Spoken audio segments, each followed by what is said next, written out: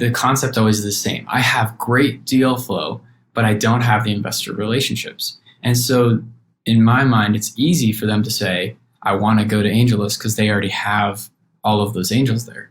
But that sometimes can cut them off at the knees because they're not actually developing direct relationships with their investors. The startup investment landscape is changing, and world-class companies are being built outside of Silicon Valley. We find them, talk with them, and discuss the upside of investing in them. Welcome to Upside.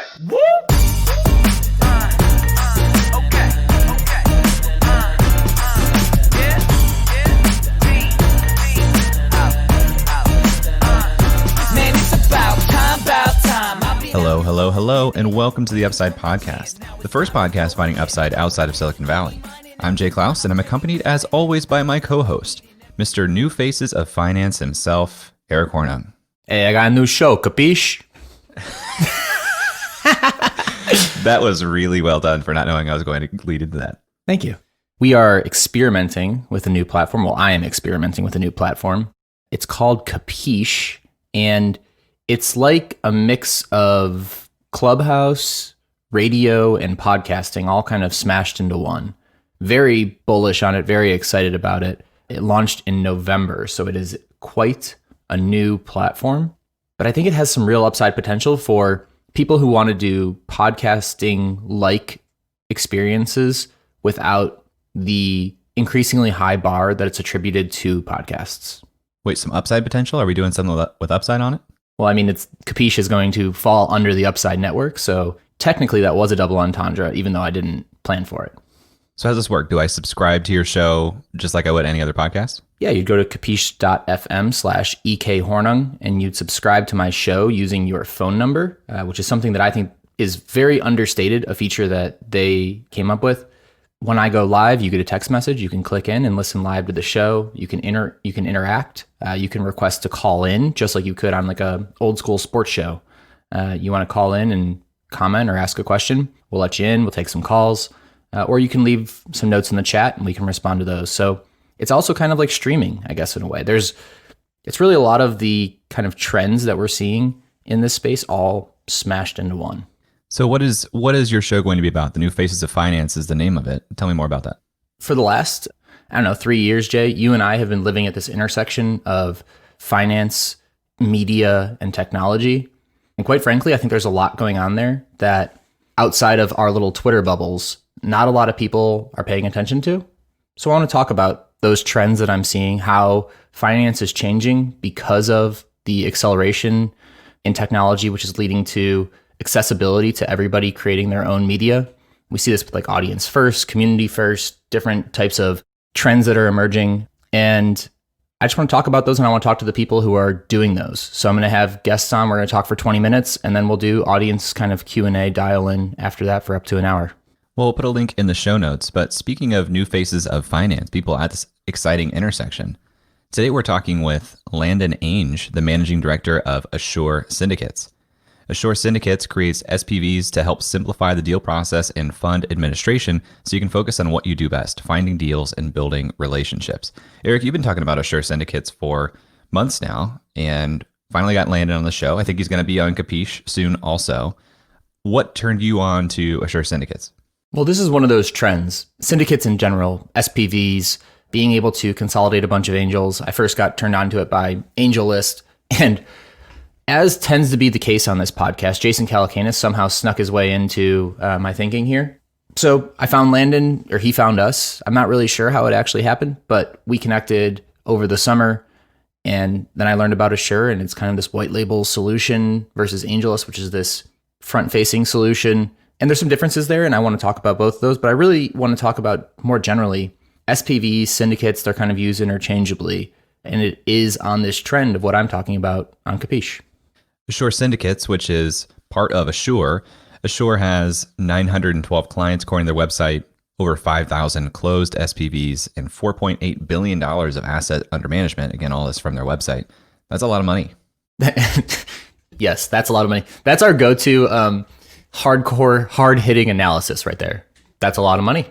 Well, this is something that you've thought about a lot more than I have. I'm going to be asking a lot of questions about SPVs because I'm not as familiar with them, but it's something that I want to learn more about in this life. In this life specifically, Jay, because you only have one life. And if you want to live that life the best way you can, you should go to our friends at Ethos Wealth Management. If you want to learn more about Ethos, go to upside.fm/ethos. And we'll get to that conversation right after this.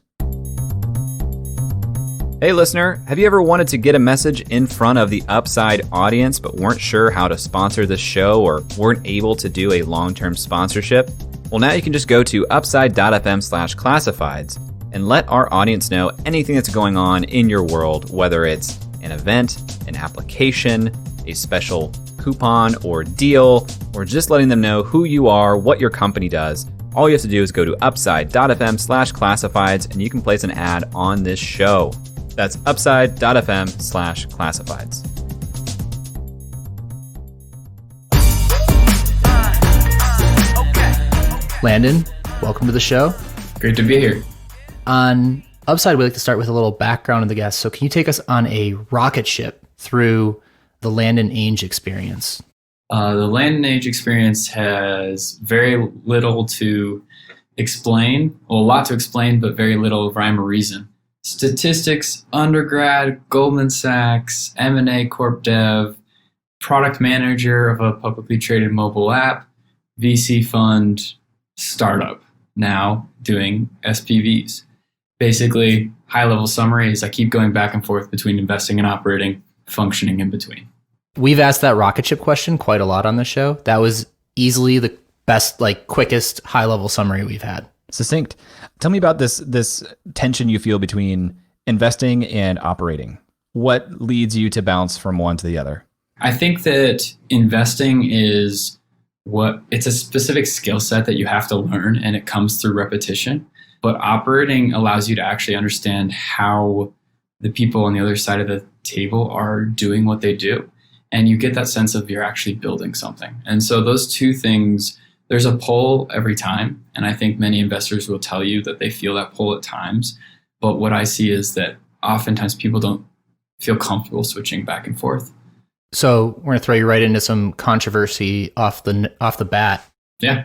There's kind of a go-to debate in VC of whether or not venture capitalists need to have been operators in a former life. On one hand, you have probably a majority who ran startups. On the other, some of the best of all time, like Bill Gurley, never did. So what do you think? Do you need to be a operator to be a great VC? No, I don't think you need to be an operator. I think the best VCs have the ability to do two things. One is to be able to empathize with what it's like to operate. And you talk about the VCs that do really well, their ability to understand and to remove themselves from the situation, right? A VC's job is not to be the one day to day. It's to remove themselves from the situation and provide an external perspective. So that's really valuable to portfolio companies as a board member. The other is the insatiable kind of desire to learn. That desire, as long as that continues on, that tends to be really the skill set necessary. Now, entrepreneurs happen to have been operating, so they had experienced a specific, need to learn because otherwise their companies wouldn't survive. And so those two things, I think, are what you need. And now how those are demonstrated, it doesn't matter. That's my personal perspective. I think both will be successful. The ones that I don't think will be successful are the operators that seek to come into venture and they can't leave behind that need to build. And so they need to be more involved. And I see a lot of people trying to enter venture when really their true desire is to build. And that I don't see working well. Talk to me about SPVs. I don't actually know what SPV stands for. Can we start there? Yeah, let's start. I get this question a lot. It's basically a special purpose vehicle. If you break that down, what that means is it's just a legal entity where you consolidate a group of investors. Well, when you hear that, it sounds a lot like a fund. And it really is the same thing as a fund, except for it's a deal by deal. It's a flexible fund. So you have two types of SPVs. There's an SPV where you create it for one specific investment and you're consolidating a bunch of individual investors or entities into that legal entity, and you invest in one deal. There's also a multi-asset SPV where you're collecting a bunch of money from multiple parties and you invest it in multiple different businesses. Generally, there are reasons why you might do an SPV versus doing a formalized fund, and usually it has to do with flexibility, the check size, the formality of it. And I lied a little bit. I've heard the term SPV, but I've mostly heard it like recently, within the last year or two. Yeah. How long has special purpose vehicles been around as a medium for investment? Yeah, special purpose vehicles have been around for a long time. Most prevalently initially used in the real estate world, where you had a bunch of people putting money into buying a commercial property or residential homes or things of that nature. And when it really started to change is about 5 years ago. When you break it down, you look at who was doing this, who was doing it differently. The SEC came out with a few specific regulations that changed this. And AngelList and Assure were kind of the foremost in utilizing SPVs in this venture asset class. They partnered together and basically were able to grow how to execute an SPV. And specifically Assure, who I work for, really focused on making it more affordable in that process to make an SPV. It used to be that you'd have to go to a lawyer, you'd have to go to an accountant, you'd have to go to a tax professional, and you'd have $20,000, $30,000, $40,000 of cost to do this. And so it just wasn't feasible in the venture asset class. Well, as Assure started to grow and focus more on the volume, they were able to make the price per SPV go down significantly to where now you start to see it over the last 2 or 3 years. Everyone is talking about special purpose vehicles because now they're more flexible. So is Assure software? Assure is actually more professional services. I would consider them the SPV experts when it comes to entity setup, bank accounts, transactional. We've created a software to handle that process to make it easier for our customers, but we give that for free just because, that makes their lives easier. And as this regulation was changing, or as this policy was changing, and you said AngelList and Assure was kind of leading on the edge of this, was it something that you and the folks behind Assure had to have been tracking on for months or years ahead of that, or was it kind of reactionary to that policy change? It was a bit of both. There was this need. It's kind of similar to what we see in crowdfunding right now. Like there was a push and it started, but there wasn't much success being had in the market. And then the most recent regulation that allows $5 million to be raised in crowdfunding, now all of a sudden there's a need to solve that solution. It was very similar with SPVs. SPVs were around, they were there, but the change in regulation forced it that the market said, now there's a demand here, so who's going to solve that problem? And that's where Assure and AngelList came to solve it. When did you first run into SPVs as a concept? I only ran into it 3 years ago, which is crazy. Now considering that everything I do is associated with SPVs. And okay, so you remember specifically how or when you ran into it. So how did that happen, and why did that become something that you were interested in, like throwing yourself into? At first, I wasn't. When I came across it, it was just everyone knows those connectors, those deal guys, those people that they're movers and shakers. They're the ones that make things happen. And I ran into it as someone who, wasn't even that deep into venture when it first initially started. But I said I wasn't interested in investing in a deal just because of that current time or that current opportunity. But I started to learn that this person was actively in the investment world despite not being a formal fund. And they say, oh, I just have connections and relationships. And when the deal makes sense or seems really attractive, that's when I bring in people that I think could add value to the company.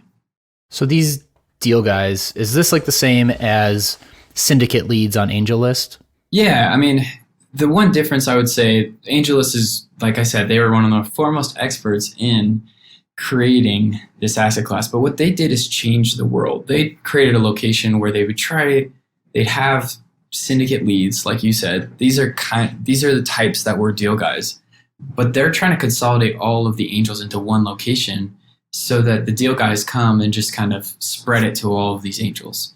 The deal guys I'm talking about, which is more of a Sure's model, is more of an individual has an exclusive deal that they only show to an exclusive audience. And they may be open to others joining in that deal, but a lot of these people don't want to broadcast these deals to everyone. And the founders or companies don't want information to be widely spread about their company. Those are kind of the two different models. As I'm hearing that, it sounds like you're saying Assure and AngelList are both serving this syndicate type lead. AngelList is more of a marketplace that can be much more broad. Assure can serve both, but typically it serves an individual who has his own network to bring to the deal. Exactly. Is there a networks or a marketplace side to Assure?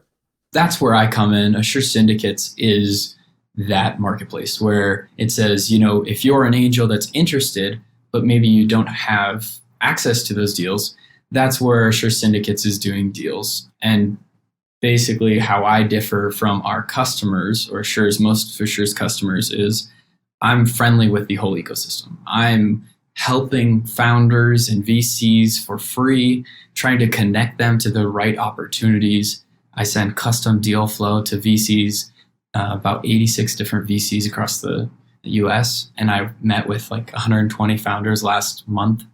And I'm just trying to matchmake in that world. And then what I get out of that is the right to co-invest. And I share that with the people and angels, accredited individuals that want to invest in those deals. And so I say, hey, here's the deal that I helped. You can invest in this deal on 0 and 10 terms, varying check sizes. We have a little bit higher minimums than most of the deals you see on AngelList, generally like $5,000 to $10,000 minimums. And that's the group that I run and division. So you've mentioned kind of three groups that you run and work with, which are VCs, founders, and angels. How do you balance all of the relationships and outreach there? Because it's kind of like creating your own mini marketplace. Yeah, I think that there are some unique market insights that I have for my own startup in VC, which is essentially how I view Assure Syndicates. It's a startup in the venture capital space. I think marketplaces don't solve that need, and they never will for a few key reasons. I'm probably not going to go into why. That's my secret sauce, I'll call it.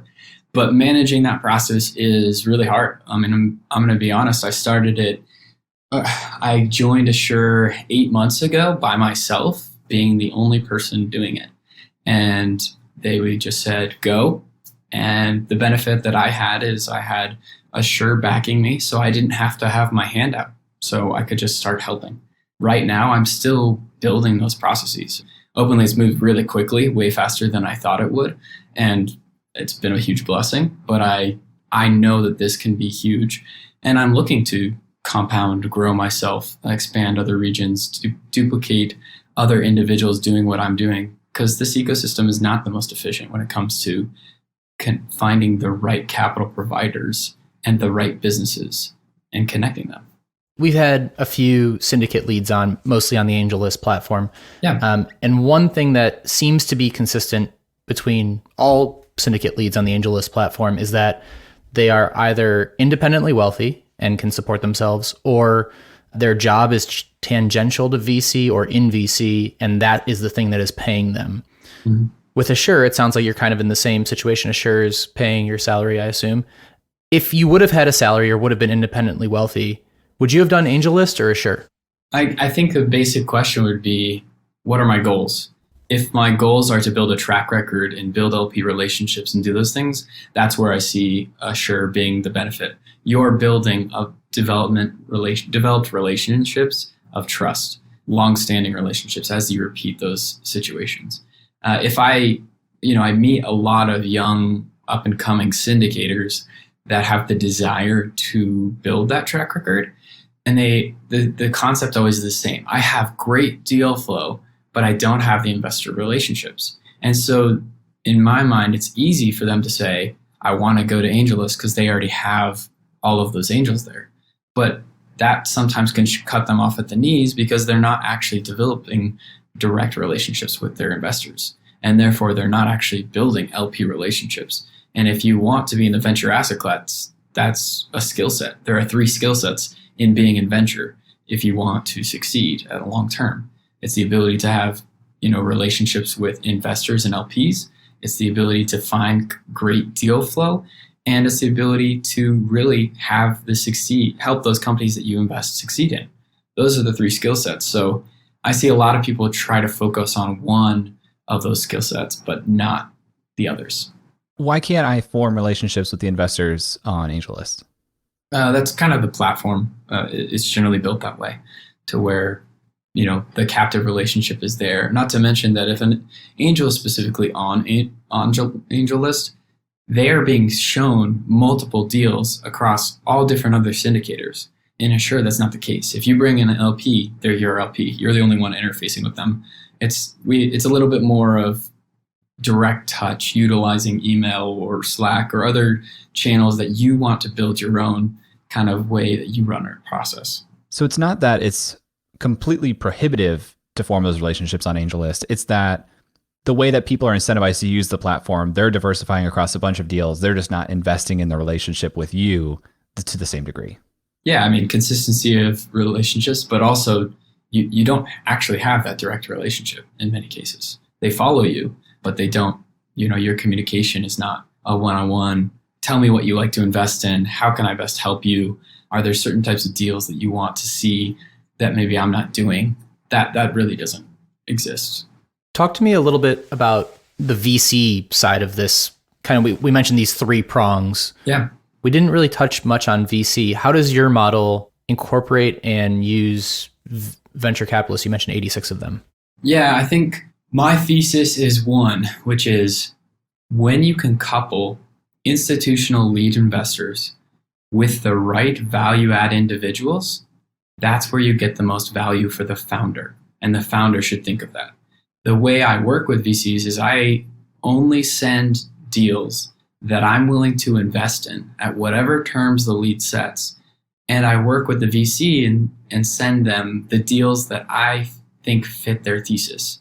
So I'm validating the deal that I think it's good enough to put my money in, along with my other angels and family offices that are evaluating those deals. Then I send that deal flow. I only send 2 to 3 deals, maybe a month, to specific funds, and they get the chance to opt in. And so I say, here are the 3 deals of the 120 I reviewed last month that I'm committed to, that I think you should lead because of this reason, right? Your portfolio, you're really strong in marketplaces, or this founder has a sales go-to-market need where you have a demonstrated experience there. And so that's really helpful because I don't have a dog in the fight. I'm just saying I'm investing. I'm not an angel that's trying to write up my own investment. Hey, you should really, invest in this deal because I need a write-up. I'm investing at whatever terms the VCs set. And I'm not asking for carry like a venture scout.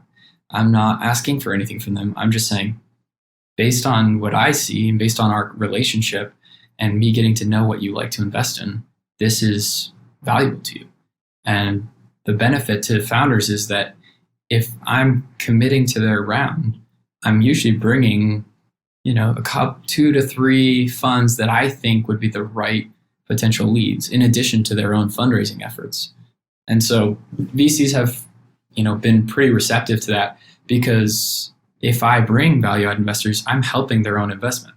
I just did a deal, hasn't officially closed yet, but I'll be investing alongside Harlem Capital, and I'm bringing strategic channel partners in to that deal. And so the founder is super excited because they are baking in revenue and customers with the investors that I'm bringing. They were strategically handpicked for the skill set that they had and for the relationships that they had. And that's, even though my check size was super small, the SPV is comparatively small on the cap table. I think I probably added more incremental value within the first 6 months of that business scaling. Let's say hypothetically, I host a podcast that talks to founders and investors. So I have both sides of this table. Yeah. What should I be thinking about? Should I be thinking about building a syndicate with Assure or on AngelList? Like, with that formula, what do you think is the opportunity? Well, I think the opportunity for you is, or anyone in that situation, is you have to be able to validate the idea. openly, the VCs aren't super open to that many new relationships. It's hard to qualify that. There are lots of people trying to do something similar, but not very many are proving to be successful. And there's all sorts of varying reasons for that. But that's a hard question. I think it's really custom to either way. Your answer is, do you have the ability to demonstrate that you can validate ideas, that these investment opportunities are viable? Do you understand the regulatory conditions to be able to do that? Because if you're raising in a public environment like a podcast, that changes some of the regulatory requirements. And then the final one is, can you build enough of an audience of investors? I think for you, it'd probably be best to create a captive audience of individuals that like to invest and use the podcast like Jason Calacanis does as a way to recruit your own captive audience. Jason, Assure does all of Jason Calacanis's SPVs on the back end. And he's probably one of the foremost in doing this and building a successful pipeline of new angels. Jason started on AngelList, if I'm not mistaken. Am I correct there? You are correct. So a lot of what you're kind of talking about when we were talking earlier about AngelList and Assure as kind of these two different models kind of felt a lot like people talk about platform risk. If we look at esports, you're either on Facebook gaming, you're on Twitch, you don't move between the two. You're either on YouTube or whatever, you don't move between the two, and your followers don't follow you. Is that as large of an issue here? And why don't we see more people moving between the two? I think what you see is the deals on Assure, you're not going to see externally, so you don't know if people are on Assure. And Assure's fine with that. The whole point of Assure, the main difference is Assure's not trying to take carry in these deals. They're not trying to, harvest whatever your individual investors are.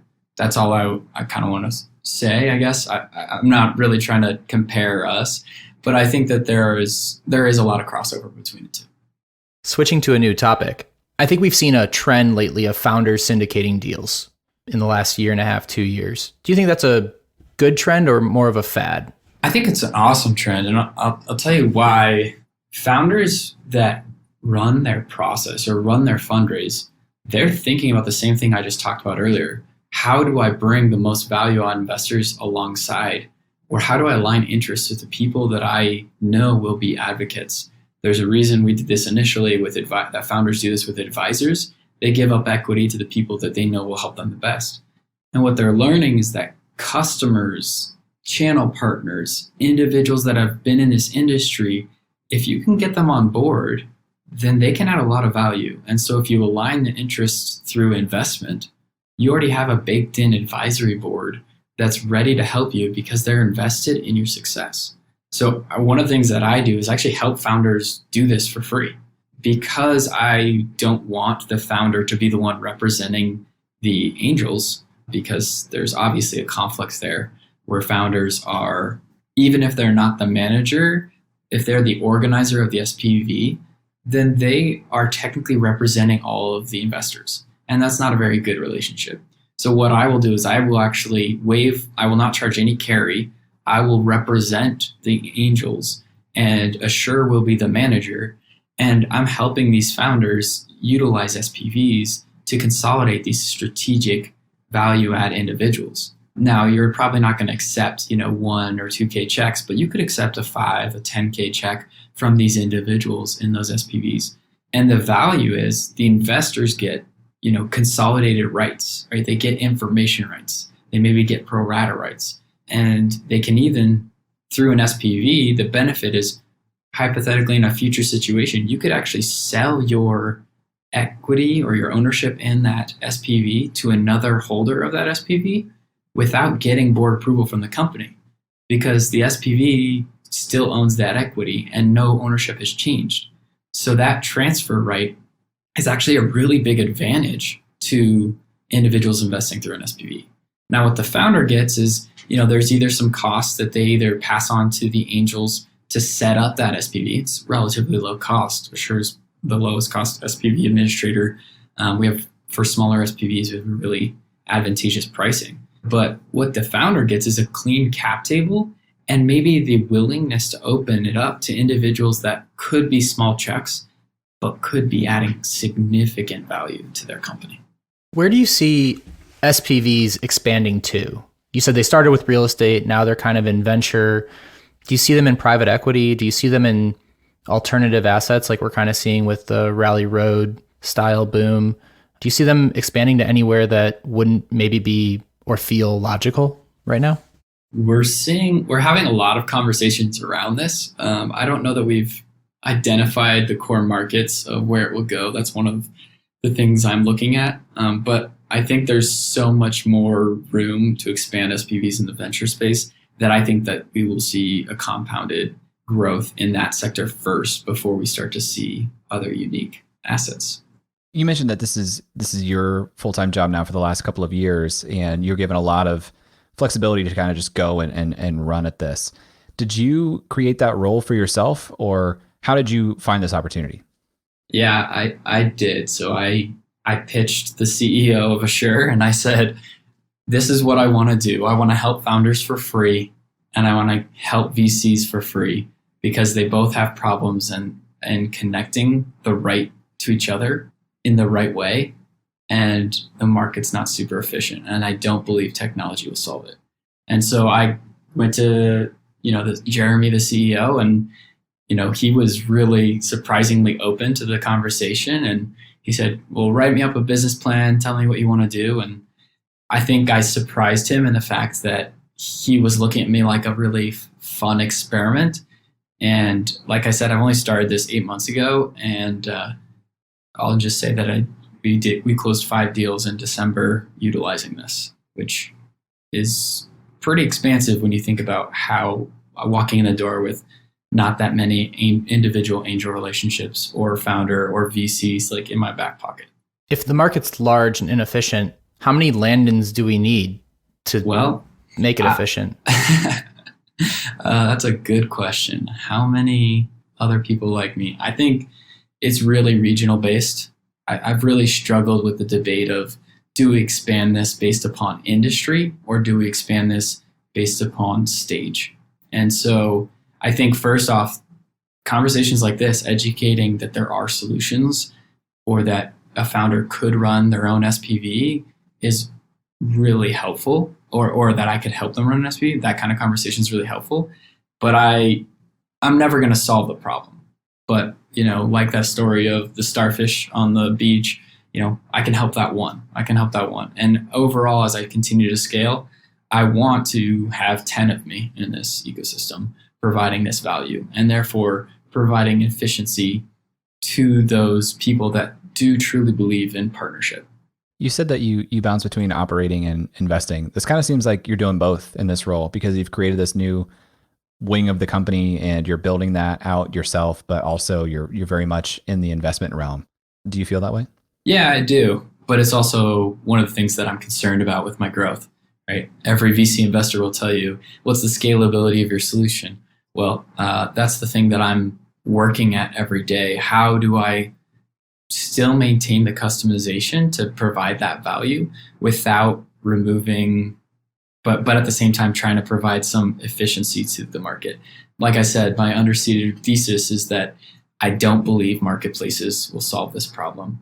And we've seen probably 100 different marketplaces. In fact, a lot of those marketplaces come to Assure to solve the problem, the regulatory problem. Because one thing that we haven't talked about is it's pretty easy to try to find a way to connect individuals or a systemized technology marketplace. It's really difficult to understand the regulatory requirements, the creation of the entities, the banking side of things, the tax side of things, the SEC filings, what are known as blue sky fees. That's the thing that people are really struggling with. And that's the reason why I went to Assure. Anytime I looked at who was doing this well, Venture University, Jason Calacanis, I saw Assure in the background. So yeah, sorry for the little tangent there, but that's the reason I came. I probably talked with 15 different marketplaces or businesses or syndicators that I felt were doing this well. And every time I would find that behind the scenes, Assure was doing the actual requirements there. Is there anything we're not asking that is understated that people need to understand if they're trying to get into this space that they absolutely need to know that we didn't even know well enough to ask? I think what you're not asking is, why aren't more people doing this?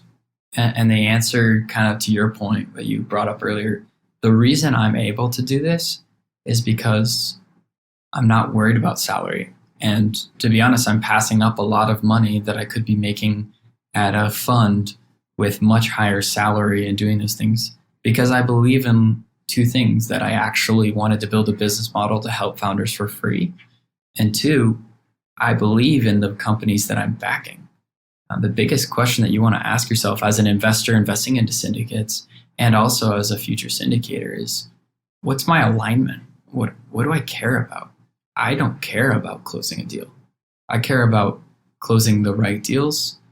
And I care about that if my angels win, that's the only time that I ever win. So I can look them in the eye and say, we're going to, this deal together, I want to give you the opportunity, but I just want you to know that I'm not taking money for this deal. I'm not getting a commission on this deal. This is what I believe in doing. And this is what I believe in this thesis. And here's how I think about it. Now you should make that decision for yourself if you want to invest, but I'm not trying to sell to you. I just want you to have the options because this asset class, like most people don't get the access to co-invest alongside a VC lead. That is like unheard of. And to be able to open the door to people to say, you can invest 5 or 10K, 25K right alongside some of the VCs that you look up to, that changes the world. We started with a controversial question, so I guess we'll end with them as well. How do you think about the people who say, the high net worth people who say, I would never give my money to a syndicate or a SPV lead because, all they have really is a set of options. They can never lose, they can only win. Whereas in a fund, there's the ability to lose. I'm just trying to make sure I understand your question. I apologize. When you say in a fund, they can lose, are you talking about because funds charge management fees, or are you just saying, help me understand there? Yeah. So you have a GP commit and you have to return the entire fund. So and I've heard this directly, people who say that syndicates are effectively, for a syndicate lead, you're putting very little capital at stake. And in return, you receive a call option on the upside of an entire portfolio. Whereas a fund, you have to think about fund construction. So you only have a certain amount of bets to make. And because of that, if you don't do a good job, you're out of business. That's a great point. I think it's fair. I think the thing about SPVs is every deal has a different structure. So understanding that structure is really key. But the counter argument to that is the ability to retain more of the upside in the deals that you want to do, and the ability and flexibility you have to pick and choose which deals you want to participate in as an LP and pick and choose your check size in each of those. I think some people look at that as an opportunity. There are some family offices that I work with that basically utilize me to build their own fund because they can pick and choose that they want to put in $50,000 into this deal and $10,000 into this deal because they want greater exposure for their personal preferences while retaining more of the upside with zero management fees, increasing the amount of their potential loss if the company doesn't, increase in valuation. So I agree with you, though, that it's important to understand what those incentives are for each individual deal. But I also think that the flexibility allows for greater, what I would say, for people that have a true thesis to execute on their thesis. And rather than simply commit to this fund, and this fund, you can actually start to build your own thesis. In fact, some people utilize SPVs to just get the option or the right for pro rata rights in the next round because they understand that many angels won't take those pro rata rights. And so if they're invested in that first round and they get pro rata rights, they can basically, like you said, get a call option on the Series A. And so really they're putting small bets as an opportunity to get into the next round. And I think that's really interesting. As kind of a follow-up to what Eric just asked, one of my last questions was basically, and I don't know if I'm thinking about this correctly, but let's say that I'm a future syndicator. I want to build my own syndicate. How do I portray to my LPs in the beginning that they've made good choices and that they'll continue to invest in future deals I put in front of them. Because like Eric said, I don't have the constraint of a fund that will definitively tell 10 years from now if I did a good job of picking. How do I show that as a first-time syndicator that I'm making good picks and you should continue to consider deals I'm sending your way? I've seen a couple different strategies utilized. The few strategies that I see are, one, providing your diligence materials and thoughts to show the rigor in which you go through and evaluate each company. Two, the ability to co-invest and see who your co-investors are. And then three, which is kind of just a wait and see model to say, hey, look, you're banking on, your own decision. And so if you want to participate, that's fine, but here's an option to participate. And then utilizing that trajectory of that individual company. But any LP, if you're a first-time LP evaluating whether you should invest in a syndicate, you should not just invest in one or two and determine whether this is right asset class for you. You need to be thoughtful about how many deals would I hope to do over the next 5 years, and that's how you're evaluating it.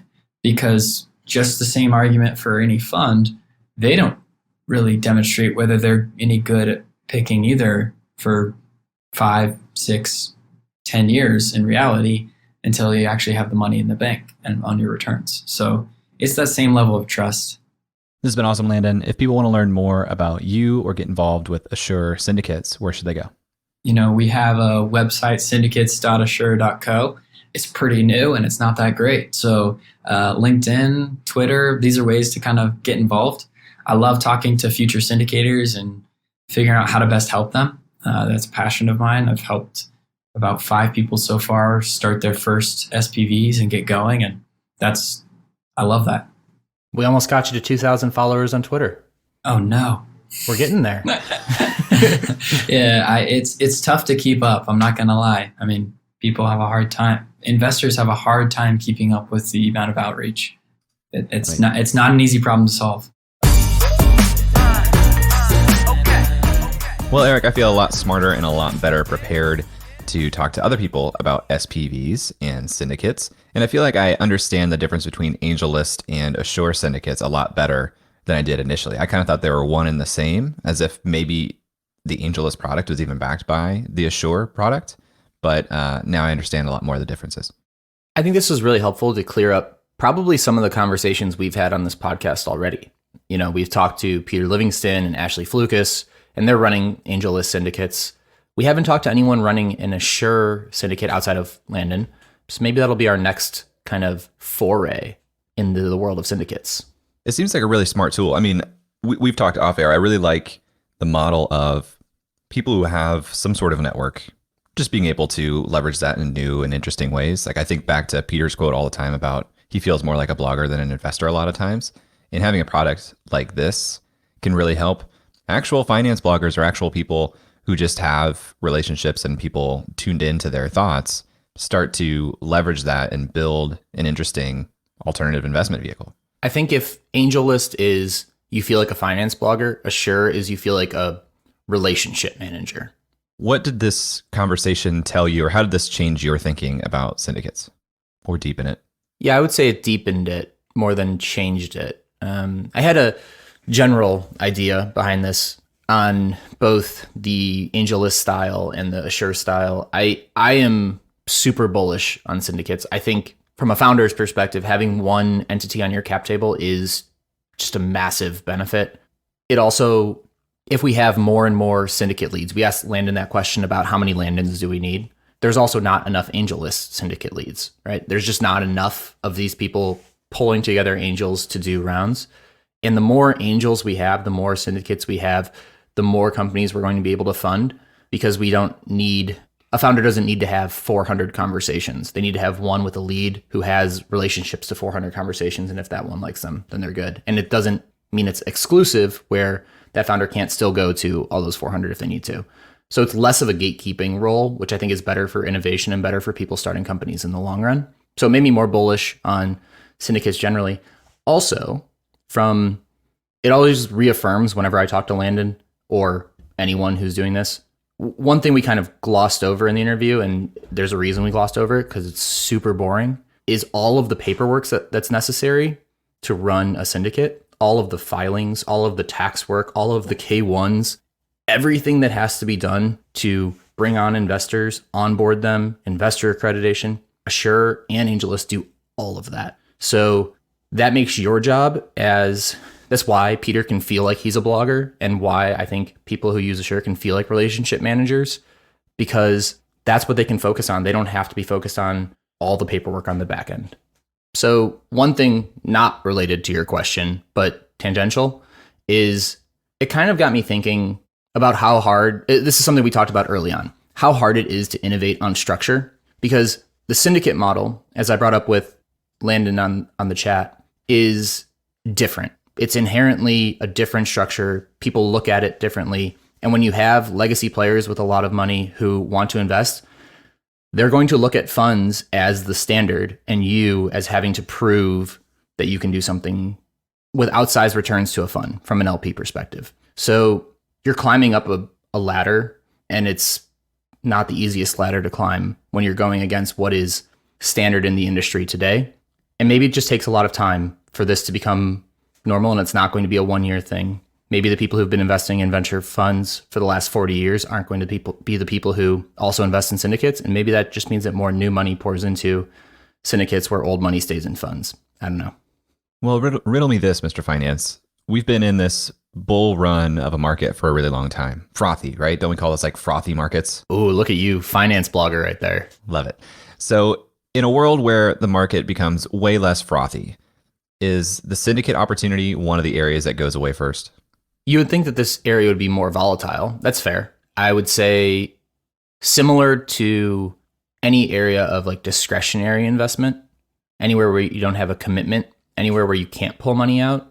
Yeah, of course, things are going to go away first. It's just like when things get scary, people pull out of volatile assets. That's not anything new.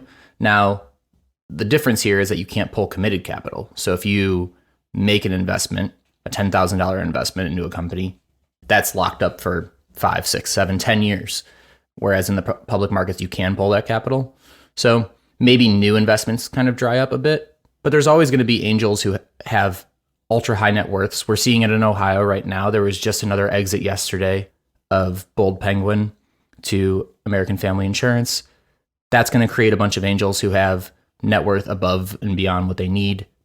So I think that as long as there's liquidity coming from exits, and as long as there are people who have money above their means, there's going to be angel networks.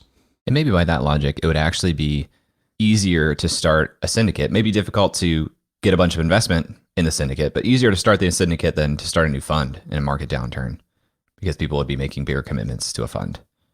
Potentially. It depends who you're going after, right? So when you go after a syndicate, you're going after, most of the time, you're going after retail investors or individuals, is what, you know, a normal human would call them, not a finance person. And or people who work at venture capital funds who want access to your deal flow. That tends to be a lot of the people who are investing.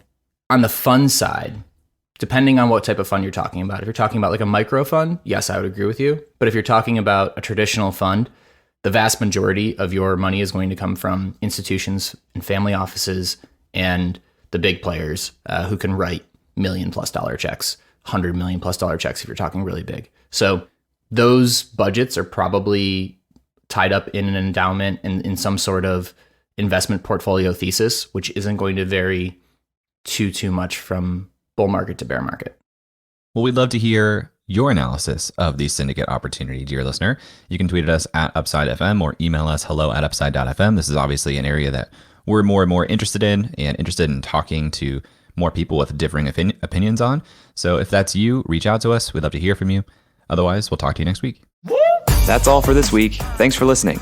We'd love to hear your thoughts on today's guest, so shoot us an email at hello@upside.fm or find us on Twitter at UpsideFM. We'll be back here next week at the same time talking to another founder in our quest to find upside outside of Silicon Valley. If you or someone you know would make a good guest for our show, please email us or find us on Twitter and let us know. And if you love our show, please leave us a review on iTunes. That goes a long way in helping us spread the word and continue to help bring high-quality guests to the show. Eric and I decided there were a couple things we wanted to share with you at the end of the podcast, and so here we go. Eric Hornung and Jay Klaus are the founding parties of the Upside podcast. At the time of this recording, we do not own equity or other financial interest in the companies which appear on this show. All opinions expressed by podcast participants are solely their own opinion and do not reflect the opinions of Duff & Phelps LLC and its affiliates, Unreal Collective LLC and its affiliates, or any entity which employ us. This podcast is for informational purposes only and should not be relied upon as a basis for investment decisions. We have not considered your specific financial situation nor provided any investment advice on this show. Thanks for listening, and we'll talk to you next week.